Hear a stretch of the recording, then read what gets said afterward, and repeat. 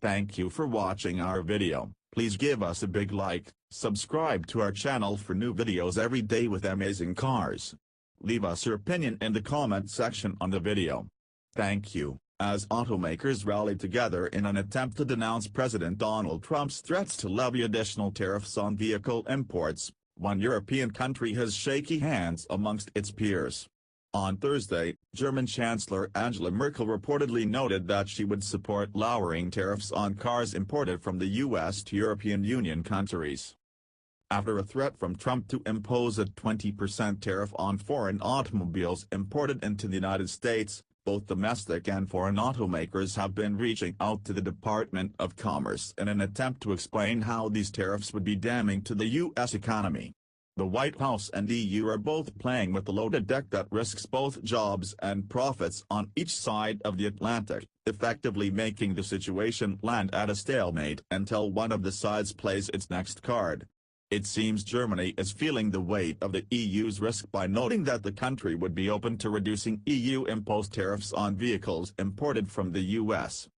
When we want to negotiate tariffs, on cars for example, we need a common European position and we are still working on it, said Merkel, reaffirming the EU's stance on trade bargaining taking place as a bloc rather than independent countries forming their own agreements. I would be ready to support negotiations on reducing tariffs, but we would not be able to do this only with the US. Should the EU remove the tariffs on the United States, Merkel confirmed that the US would be required to reduce the number of vehicles imported from other countries in order to conform with standards set in place by the World Trade Organization, something which had taken place previously during the Reagan administration as a protectionism measure, and as a result, effectively hiked up the price of Japanese cars. In June, President Trump imposed high import duties on foreign metals imported to the United States in a familiar Reagan-era protectionism tariff after he began a myriad of tweets revolving around the auto industry. One tweet in particular referred to the current imbalance of tariffs imposed by foreign countries on vehicles imported from the U.S. as stupid trade. Shortly after, both Canada and the EU retaliated with tariffs of their own, bringing forth taxes on American products like peanut butter, tobacco, whiskey, and even motorcycles.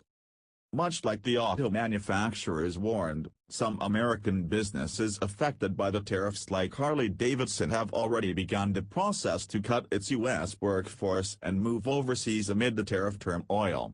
Should BMW follow suit and move its South Carolina plant, which employs nearly 9,000 local workers and produces 40% more BMWs annually than Americans purchase in a year's time, the domino effect on manufacturers down the supply chain could be responsible for tens of thousands of American jobs being lost. Several countries including Canada, China, India, Mexico, Norway, Russia, and the EU bloc, have called out Trump's tariffs as being against regulations set in place by the WTO and filed formal complaints. The WTO became the sovereign body to govern trade agreements after the General Agreement on Tariffs and Trade, GATT, was mutually abolished in 1995. Its intent was to handle trade disputes and create a fair trading environment between member countries. Complaints allege that the tariffs imposed by Washington go against the agreements on safeguards established by member countries, making the formerly open trade environment between the countries spiral towards a fiercely competitive trade war-esque scenario. Historically, Trump has not been a fan of German cars. In fact, he has even been quoted for bragging that he would maintain his stance on his trade policy until no more Mercedes rolled on Fifth Avenue. The ongoing auto tariff battle between the U.S. and Germany dates back to the Lyndon B. Johnson administration when the infamous chicken tax tariff was imposed.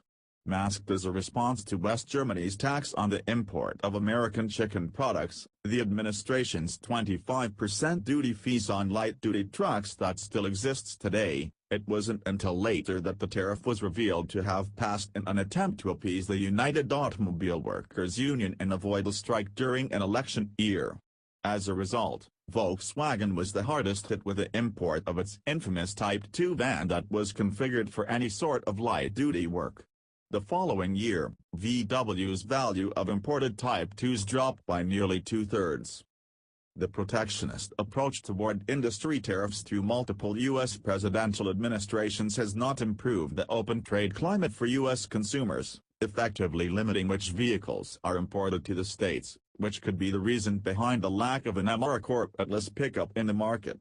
Now, with U.S. manufacturing jobs on the line, the clash could prove to be problematic should neither side concede to demands, questioning the future economic forecast of the global automotive market.